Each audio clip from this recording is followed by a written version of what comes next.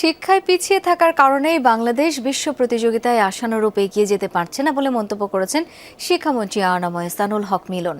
জুলাই বিপ্লবে শহীদদের আত্মত্যাগের মাধ্যমে পাওয়া সুযোগকে কাজে লাগিয়ে নতুন বাংলাদেশ গড়ার প্রত্যয় ব্যক্ত করেন তিনি। Military institute of science and technology MISTর গ্রাজুয়েশন নাইট 2026 অনুষ্ঠানে যোগ দিয়ে শিক্ষামন্ত্রী এসব কথা বলেন।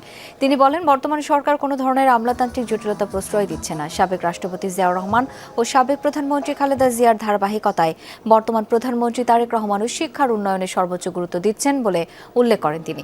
সবাইকে সাথে নিয়ে একটি বৈষম্যহীন ও সমৃদ্ধ বাংলাদেশ গড়ার চেষ্টা চলছে বলেও জানান শিক্ষামন্ত্রী।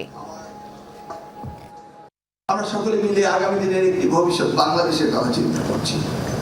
Each and every one we are dreaming about it. We are all investing our maximum effort in education for human capital development.